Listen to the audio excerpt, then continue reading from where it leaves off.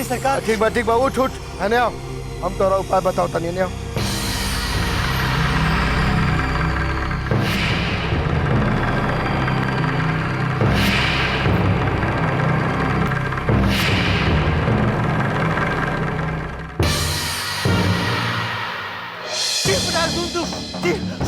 अरे बाप रे बाप, दिमाग है ठंडा हो जाए। आ बलराम जल्दी आ। अरे बाप रे, जान बचाओ। अरे अरे बाप रे, अरे जान गई। अरे बचाओ, अरे बचाओ लोगों, दुर्गा जी जान गई। चुप चुप, अरे बचाओ। दुर्गा छोड़ दे बेकार के झंझट काहे करने बाड़ी। ओकरा के छोड़ दे दुर्गा। अरे छोड़ दे दुर्गा। चुप। यही ना हमरा सिखवले रहले ह कि त्रिभुवन बाबू पैसा दिने, लेकिन उ त हमर जमीनवा ले लेना। चल बता। रुका, हम बताओ तनी, एबेरी हमार जादू फेल ना होई, तोहार पैसा भी मिली और जमीन के कागज भी मिल जाई। अच्छा बताओ कैसे मिली? चला हमरे साथी चला। चल।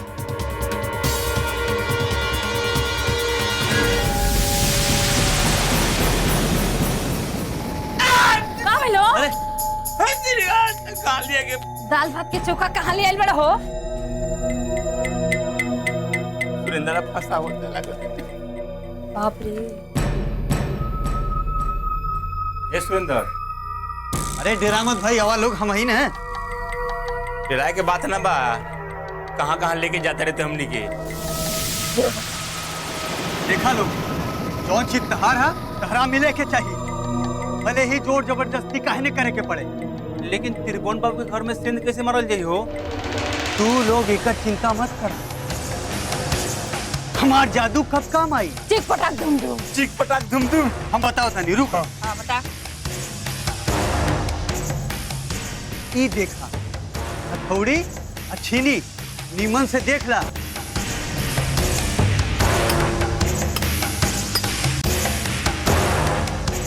ऐसा ही करे के बाद, ठीक ना? दुर्गा तू दीवार तोड़िया और बलराम घर में घुस के तू जमीन के कागज और पैसा चुरा लिया। ये बहुते आसान काम बा। इतना बड़ा जादू बा। ठीक बाटे। ठीक है। अरे बाप रे बाप, ये तो बहुते आवाज करता हो, सब गांव वाला सुन ना ली। तू एकर चिंता मत करा, ये आवाज केहू के ना सुनाई दे। हम ऐसा जादू चलाई कि ये आवाज कि तू दोनों के अलावा क्यों ना सुन पाई। ये बात तो ठीक बा। इतना बड़ा जादू बा और आसानी से चोरी भी हो जाई। ईला चोरी से पहले एकरा के लगा लिया अच्छी तरीके से, ऐसे तोहरा के क्यों पकड़ ना पाई और तू बच जाइबा। सुना, मुंह में करिखा भी लगा ली है, एकरा से तो लोगन के केहू पहचान ना पाई और तू बच जाइबा। भाई देखा तिलवा लगा के खींचा था। अरे हाँ, तो सही में रे। चल बलराम, चल।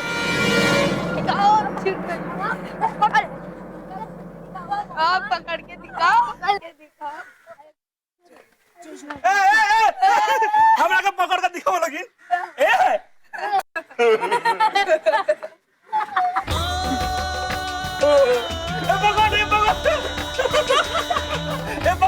ये सुरेंद्र, तुहार तक कमाल के जादू बा हो। ये बाप हो।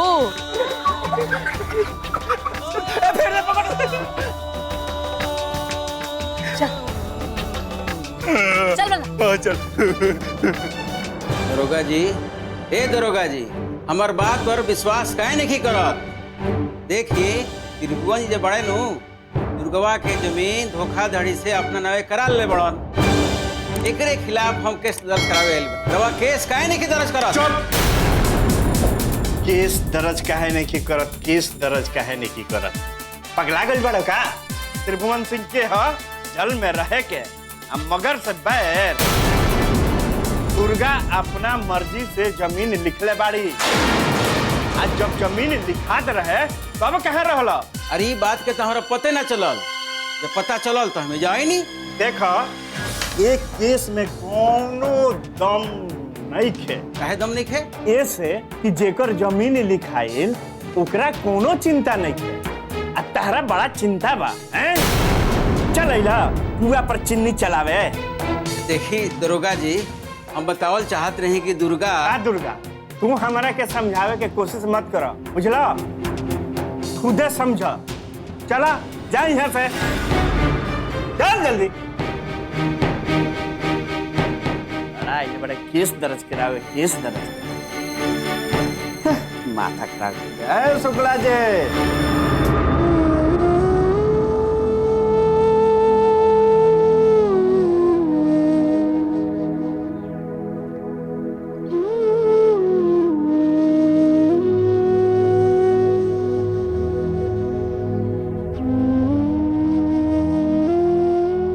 दुर्गा के माई सुनत तनी हमार बात, जान जाए कि हम भरसक कोशिश कैनी है, बाकी का करी, बात बनत नजर नहीं खे आवत।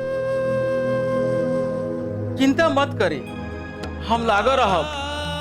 अरे हम दुर्गा के बाबूजी के पुरान संगतिया नु रही, चुप ना बैठब हम।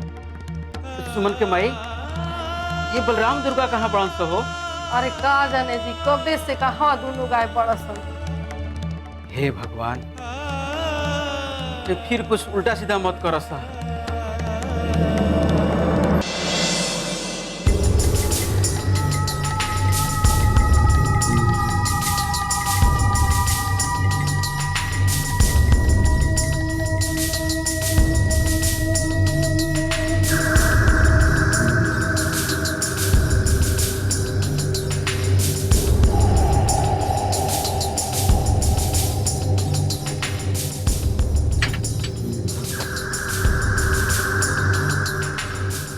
बलराम, यही ठीक समय बा।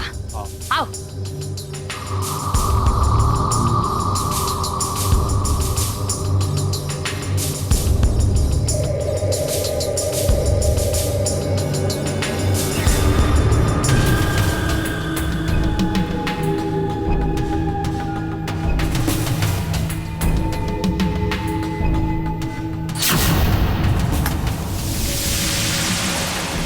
आवाज करता रे। हाँ तो आवाज करता। हाँ ना मत, ई जादू के छेनी हथौड़ी है। एक आवाज सिर्फ हमनी के सुनाई दी और केहू के ना सुनाई दी। अच्छा हाँ, सुरेंद्रा कहले रहे कर कमाल के जादू, चिक पटाक दुम दुम। चलो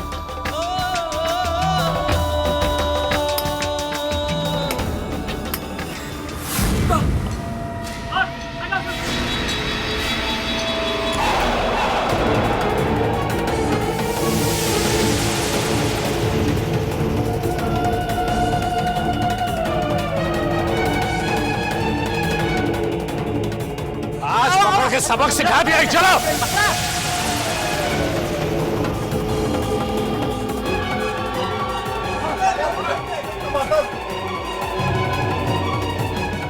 चलो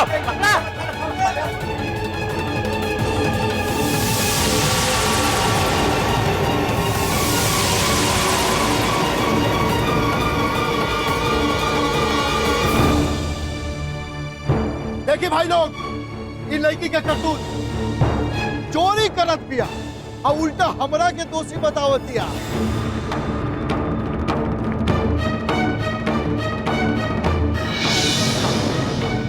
अपना आँखिन से देखी एक चोरी के करतूत।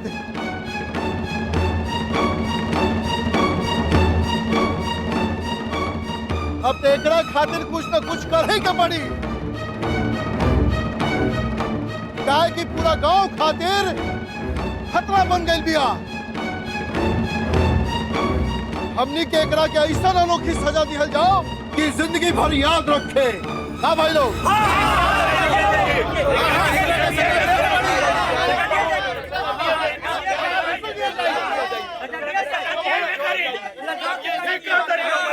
गांव के बर्बाद कर दिया, बर्बाद कर देले बिया, बर्बाद हो गई। छोड़ दो लोग भाई।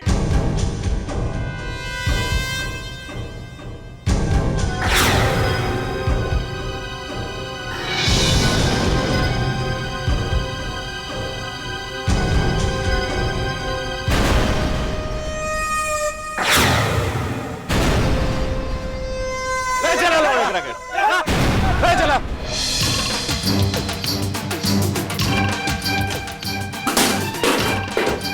अब क्या कर जाई?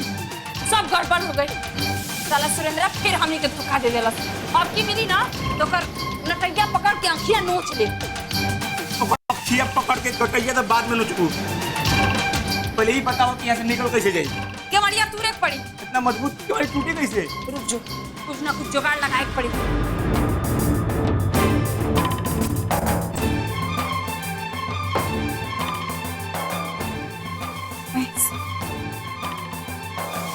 ये वाला। देख इसे क्या हुई? देख अबे से किंग अतुल ये पकड़। बोलो तू पकड़ा देवा पकड़ा देवा तो पकड़ तू हम खोलते दे दे। ची पटाक धूम धूम मजा आवता नू। पकड़। अरे धोखाबाज कहीं का हमनी के धोखा दे लेवे थे। पकड़ पड़ रहा मैं कर आज ही जाए तर मुआ के कर और उठा ले तनी डरता ही चिरा के मीठा यही जो मुआ दे तनी पर खोल के मारी खोल के मारी खोल के मारी मारी खोल के मारी खोल के मारी ओ हाथ से फाड़ ले खोल के मारी। अरे हाथ नहीं के पहुंचे ओ हाथ हाथ नहीं के पहुंचे।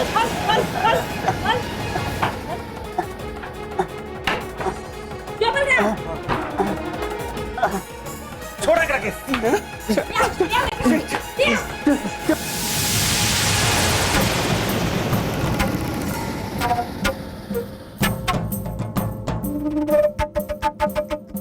हमरा लगे दू गो रास्ता बा। एक तो पुलिस हमरा हाथ में भी आ दूसर पंचायत भी। अब समझ में नहीं आवत कि एकर फैसला कहाँ से करवावल जा। हमार विचार ये बा कि मामला थाना में ना जाए के चाहिए। बात अगर थाना में चल गई तो मामला कोर्ट कचहरी ले चल जाई आ एकरा में मेला रमवा के मौका मिल जाई। कैसन मौका? वो जमीन के बाद कोर्ट कचहरी में उठा सकेला आ ओकरा पर वकील जे बानन सन की जीरा करियन सन बात बिगड़ जाई। हम तो कहम कि एकर फैसला पंचायते में हो जाए के चाहिए। ठीक कहता ना, मामला के हाथ से बाहर न जाए देवे में ही भलाई बा। ये सुरेंद्रा कहाँ बा? चल गई हुई। ये दुर्गा बर्रमा के खाना देवे के चाही कि ना हो? देवे के चाही ना। पंचायत में केहू ई ना कहो कि उन्हीं के खाना ना मिलल हा। ए, और दुर्गा और बलराम के भी खाना दे आओ जो। ना ना ई कहाँ जाई? तू जो कहीं भाग गई तो का हुई? कोनो रिस्क लिहल ठीक नहीं खे। लग आल लोग मालिक तहन लोग के छोड़ देलन, जेल ना भेजवेलन। अब तहन लोग के फैसला पंचायते में होई। कहीं से आवाज ही नहीं आवत, कोनो बोलता ही नहीं खमसन। आई हो दादा कहीं भाग तो ना गइल ना।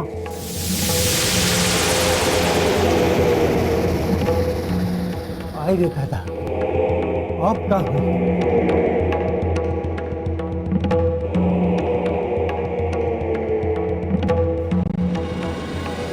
अरे ई का? अरे सुरेंद्र ए मालिक जल्दी आई। अरे सुरेंद्र क्या भइले? अरे ये कैसे हो गई? अरे हमरा कुछ नहीं के मालूम है सरकार। खोले करा के।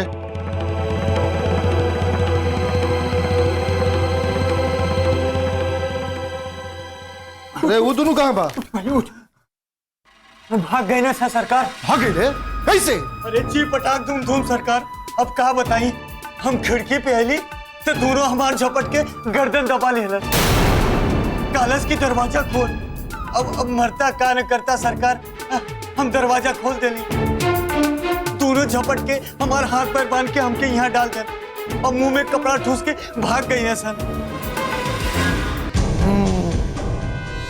वन के गिद्दर जयहन की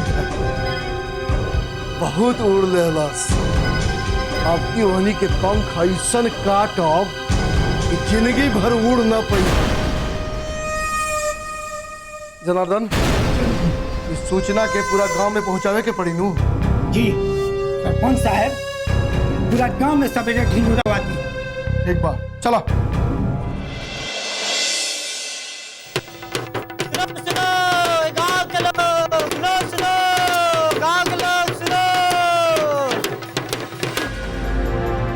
गांव के लोग सुना, दुर्गा खातिर अनोखी सजा तय करा। सुना सुना सुना सुना सुना सुना सुना सुना सुना ए गांव के लोग, रउआ लोगन के तिवन बाबू गांव का बड़का मंदिर में बुलाले बाड़न दुर्गा के अनोखी सजा दे खातिर। सुनो सुनो सुनो, अनोखी सजा, सुनो सुनो सुनो। तब का फैसला कहनी सबे, अनोखी सजा का हो सकेला? सरपंच जी, हम तो कहतनी ना, एकरा के दिन भर उठक बैठक करावल जाओ। ये गो अनोखी सजा भी होई, आई कड़ा सजा भी बा। जगन्नाथ जी, तो गांव को कैसन बात करते नहीं? तो गांव के जवान बेटी के ऐसे धूप में सजा दिया तो अच्छा रही, इज्जत नहीं का ऊपर। हाँ तो ठीक बा, दुर्गा के दिन भर पत्थर पे सूता दिल जाओ। लाखन जी, तेरा दिमाग में भूसा भरल बका? अरे तनी सोच, गांव के जवान बेटी अगर ऐसे पत्थर पे सुतर के दिन भर तो अच्छा लगता रहा नानू। तू ही बताओ लाखन जी, गांव की इज्जत रह जाई? हमारा समझते दुर्गा के पोखरा में दिन भर डुबकी लगवावल जाओ। तू मास्टर दिमाग से गईला, रात में आते नहीं थे। एक गांव के जवान बेटी दिन भर तालाब में डुबकी लगाई तो गांव की इज्जत रह जाई का? सोचा तनी। ए दरोगा वो, अरे अनोखी सजा का होई? अनोखी सजा? ए मास्टर आए का होई अनोखी सजा?